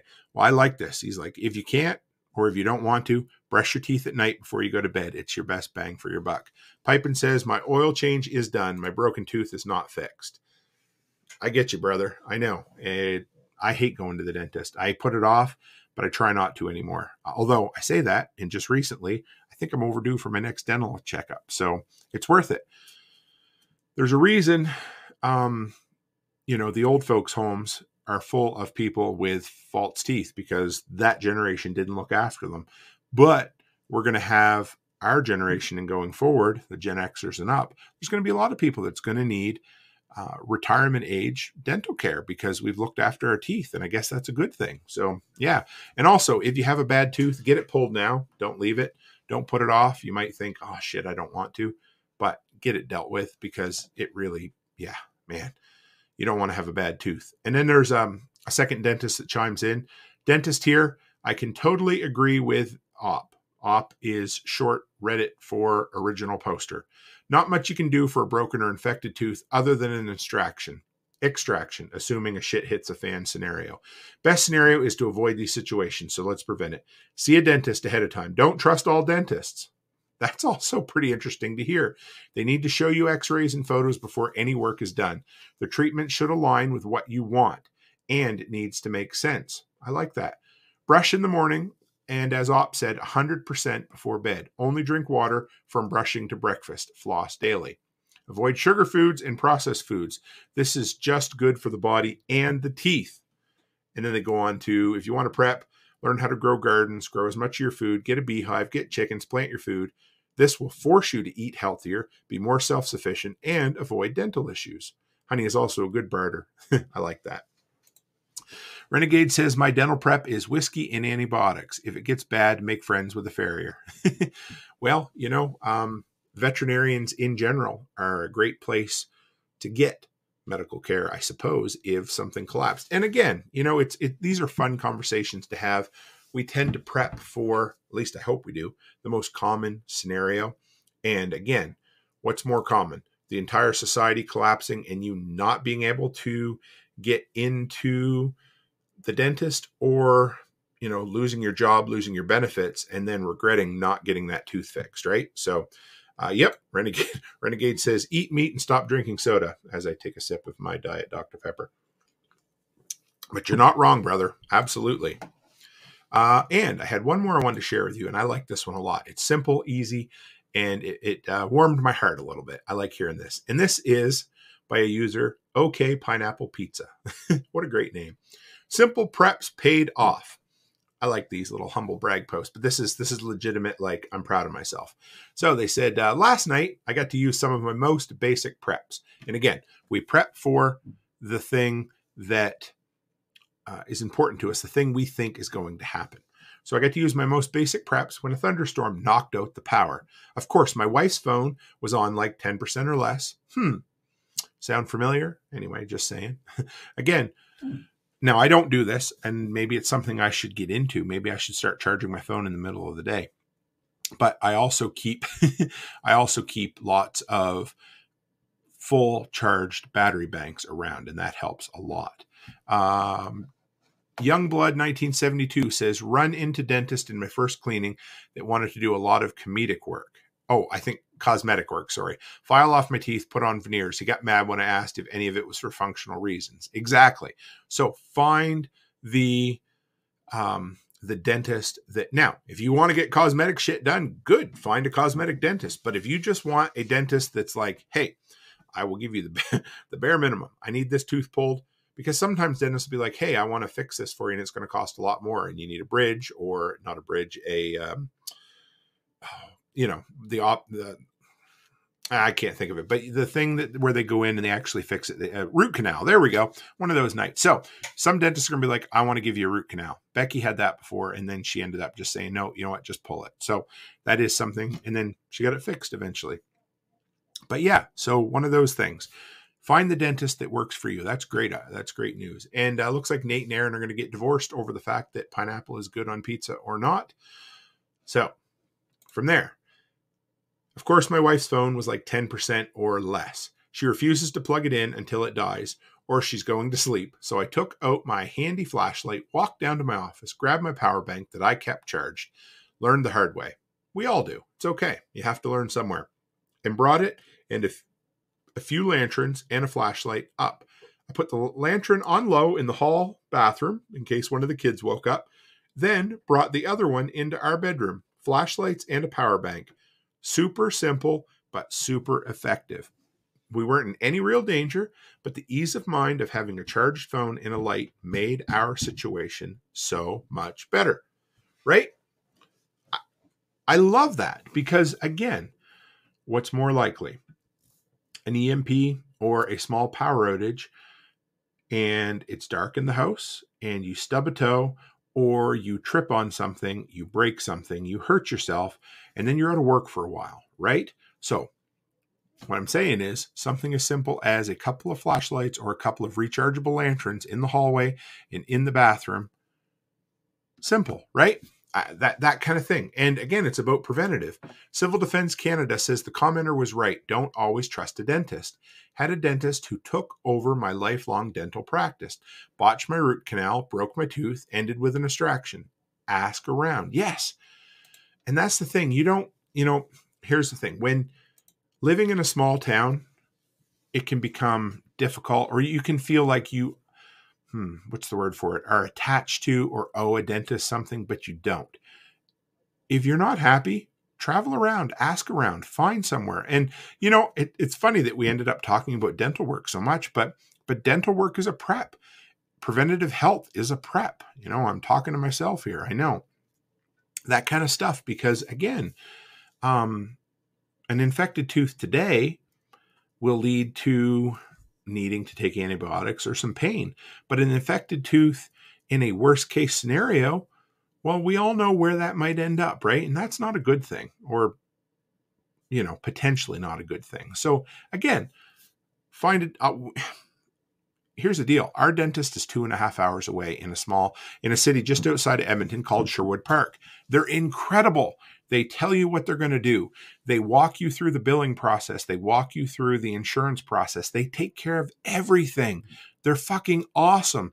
They make you feel comfortable. They explain the scenario to you. They do 3D scans of it. It is just it's perfect. So again, shop around. You know, I've heard Jack Spirko mention many times about shopping around for a doctor who aligns with your beliefs. And I think a dentist is as important as well. Find one that is willing to work with you. You know, again, if you just want to go in and get a tooth pulled, find a dentist that's going to be willing to just pull the tooth. Simple as that, right? Renegade Butcher says, living in a small town is a country song. You could end up with bad teeth and an old truck, dating your cousin, and your dog ran away, your wife left you, things like that, right? So I think we'll end it here, guys. This is a great episode. Thank you. I love all of these. I love our Saturday night shows. They're a little more laid back. I love doing these open call-in lines. We got 2 people tonight that I don't think's called in before. We had John Dowie and Brother Renegade Butcher. So this was a lot of fun, guys. I appreciate you. We got in a couple of, I read it on the internet segments, and we got a couple of the Stranger Than Fiction, and I give you an update on the this week in the workshop. So I try to pack in as much as I can, but I like these more laid back, chill discussion episodes on Saturday. I have a lot of fun with them. I hope you guys enjoy them. I've had great feedback on the Stranger Than Fiction section, and hopefully I'd like to hear back from you guys though. So if one of these segments don't work for you, or you're like, hey, I don't like it, or I do like it, send me email at therealtimcook@gmail.com or PM me over on Telegram, because I want the feedback. I love to hear it. That way I can make this show, because for me, 1% better every single day works to 3,800% better in a year. And I want to make a better product for you guys. I want it to be as entertaining as it is informative.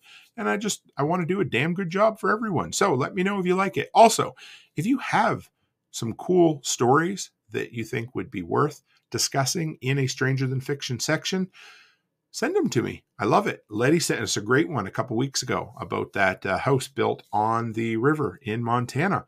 Always great. So with that, guys, what do we got coming up? Tomorrow night, we have James from Gingerbread Farms and Brian Alexovich from the Lots Project. Oh, yes, Civil Defense said, here, I'll type it in. So I need to come up. So if you ever wonder where my email came from, it's therealtimcook@gmail.com. And it's because the fake Tim Cook is the CEO of Apple. So the real Tim Cook, no E on Cook, @gmail.com. That's the easiest way to email me. I may end up, I don't know, come up with a shorter version based on my URL for my main website, my domain. I talked to Josh about that. It may be something we do down the road, but I've had this email forever and it works. It's the one you can get a hold of me at. So yeah. So tomorrow night, we're going to do an intro level talk about crypto and Nostr. I hope I pronounced that right. A whole bunch of things. It's going to be fun. Brian's going to get James figured out on a lot of this stuff. And it's going to be a different type of interview where we discuss some things and hopefully walk some people through some things. Brian's been recording some screen captures, some videos that people should enjoy. So anyway, guys, I appreciate you. I've said it. I'll say it again. I love these Saturday night episodes, and I love that you guys come in and hang out with me. So thanks for making this a great call-in community feedback episode.